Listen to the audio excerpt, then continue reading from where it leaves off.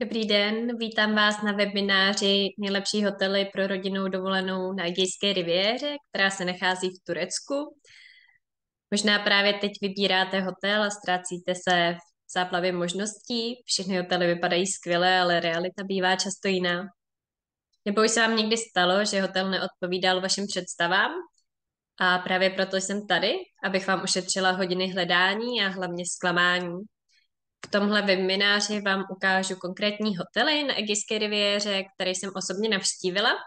Pomůžu vám zorientovat se v nabídce a vybrat podle toho, co je pro vás opravdu důležité. Kdo jsem?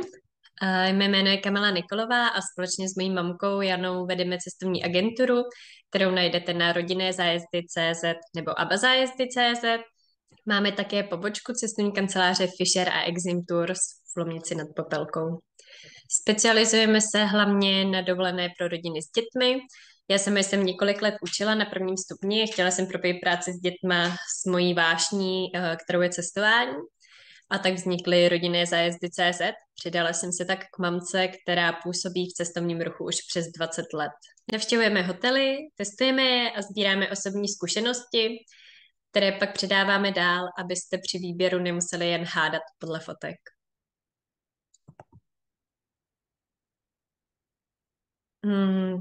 Jste tu správně, pokud stále brouzdáte po internetu a nevíte, který hotel vybrat. Pokud chcete na rodinnou dovolenou na Egejskou riviéru, ale nevíte vlastně, kde začít. A nebo chcete osobní doporučení, nejlépe od někoho, kdo už tam byl. To, co často nefunguje, je výběr bez jasných priorit, když si neřeknete, co je pro vás opravdu důležité, ať už to jsou animační programy, vzdálenost od pláže, vzdálenost od letiště, stravování a podobně. Těžko se trefíte. Stejně tak recenze na internetu často neříkají celou pravdu, protože každá rodina má jiné potřeby. A co opravdu funguje, je mít 2 až 3 jasné priority, spolehnout se na ověřené typy a zkušenosti z reálných pobytů a právě takové hotely vám dneska ukážu, abyste vybírali s jistotou a ne naslepo. Jednou z častých otázek je, proč právě na Egejskou riviéru. Určitě velká výhoda je, že let je krátký, z Prahy se tam letí asi 2,5 hodiny, takže cesta opravdu rychle uteče. Navíc je tam uchvatná příroda. Já, když jsem tam poprvé přijela, tak ty zelené kopce mě uchvátily. A skvělé služby. Obecně Turecko, poměr cena výkon služby jsou opravdu úžasný. A navíc je Turecko super pro nákupy. Celkem vám dnes odprezentuji 7 hotelů. Všechny jsou vhodné pro rodiny s dětmi. Prvním je hotel TUI Blue Tropical, který má 4 hvězdičky. Z těch všech hotelů, které dnes budu prezentovat, je nejvíce rodinný. Ta skvělá atmosféra na vás vdechne, už když přijedete, je tam nápis Vítejte doma. Tento hotel mě uchvátil tím, že myslí opravdu na děti. V koupelně jsou třeba stupátka, nebo když je někde schůdek, tak tam jsou ty dvířka zavírací, aby děti nemohly spadnout. Velká výhoda je také to, že se nachází pouze 15 kilometrů od letiště, tedy do 20 minut jste na hotelu. Má výborné jídlo, fakt vynikající. A je vlastně bufet pro děti, takže děti si můžou nadávat sami, včetně posezení pro děti. Zázemí pro děti je super.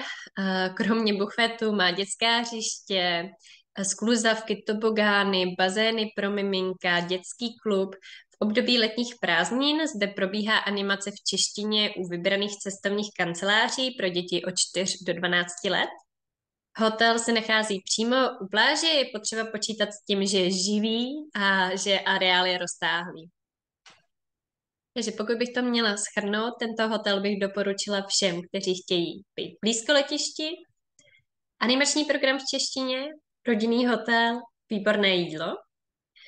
A nedoporučila bych ho těm, kteří chtějí klidnou dovolenou, protože tenhle areál, tenhle hotel je opravdu živý.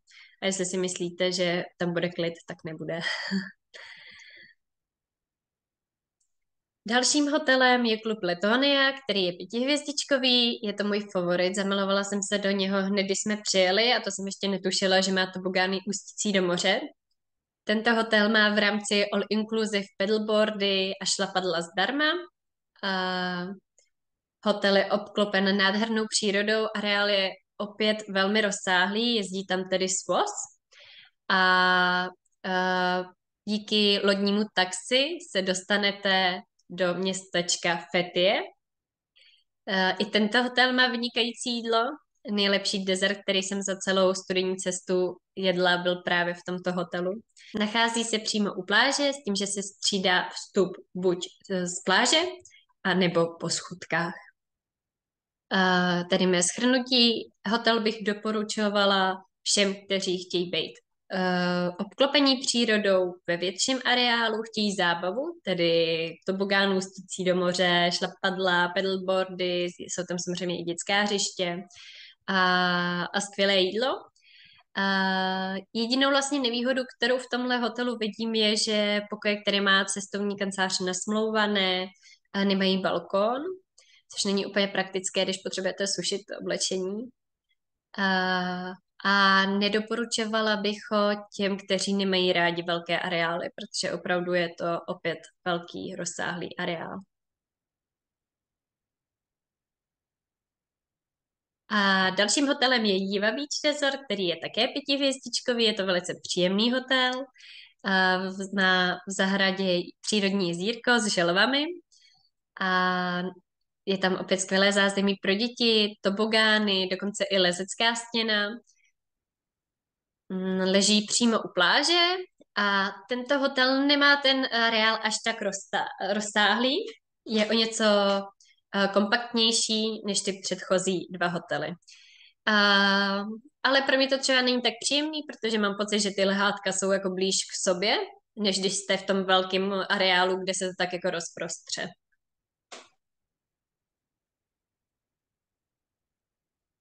Další hotel je Klub Tuana. Tento areál je také koncipovaný pro rodiny s dětmi. Najdete tam různá hřiště, tobogány, ale i v zahradě na vás čekají pohádkové postavy, jako například šmoulové. A to děti obdivují a fotí se s tím. Hotel leží také přímo u pláže, nicméně opět je ten areál trošku větší. Ale takový střed bych řekla, že to není úplně extrémně velký, ale je velký. Dalším hotelem je Orca Lotus Beach, který leží na 22 km dlouhé promenádě.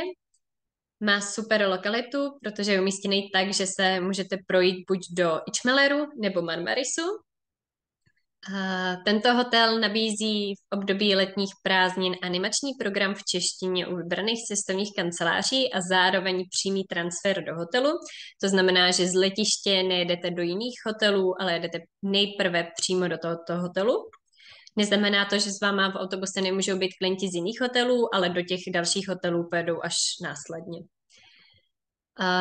Je přímo u pláže, která je 700 metrů dlouhá. Je tedy do dálky, není široká.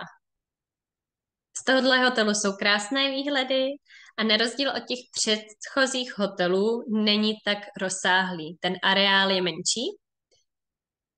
Má akvapark, splash park, dětské hřiště. Tento hotel bych doporučovala všem, kteří chtějí animační program v češtině, nechtějí tak rozsáhlý areál a chtějí být přímo u pláže a chtějí být u promenády. Nedoporučovala bych ho asi někomu, kdo jede na dovolenou vloženě jenom kvůli jídlu, protože tenhle hotel, co se jídla týče, mě trošku zklamal.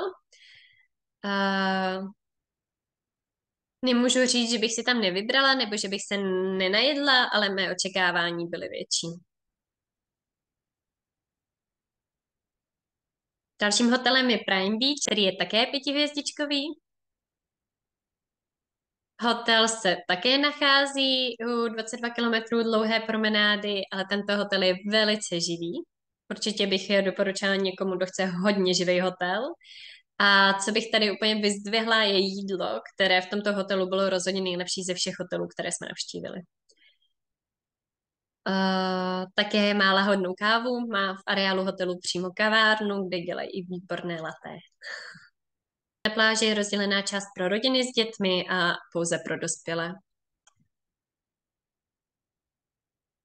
Tento hotel bych doporučovala všem, kdo hledají živý hotel, chtějí být u promenády a chtějí výborné jídlo. Určitě bych ho nedoporučovala někomu, kdo chce klidnou dovolenou.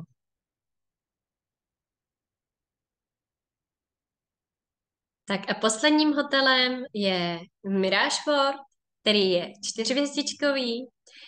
Tento hotel je obklopen krásnou přírodou, nabízí zázemí pro děti, je tam opět akvapark a má 8 bazénů, takže je úžasný pro milovníky bazénové dovolené.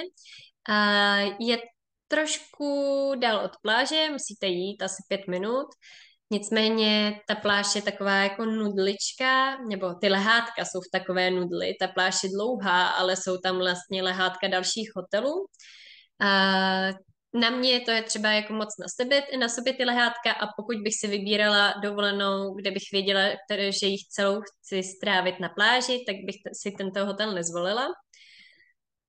Nicméně pro někoho, kdo hledá super poměr cena výkon, nebo chce strávit dovolenou u bazénu, tak tento hotel je moc fajn a i jídlo je dobré, chutné. Tak jo, to je ode mě pro dnešek všechno. Věřím, že jste si udělali jasnější představu o tom, které hotely na Egejské riviéře dávají smysl pro rodinnou dovolenou. Do e-mailu vám teď přijde shrnutí s doporučenými hotely a konkrétními nabídkami, takže si to můžete ještě v klidu projít. Pokud byste si chtěli nechat s výběrem poradit osobně, napište mi, ráda vám pomůžu najít tu nejlepší variantu pro vaši rodinu. Kontakt na mě najdete v e-mailu nebo na webu rodinnézájezdy.cz. Děkuju, že jste tu dnes byli a budu se těšit zase někdy na viděnou, třeba už u vašeho vysněného hotelu v Turecku. Hezký den, nashledanou.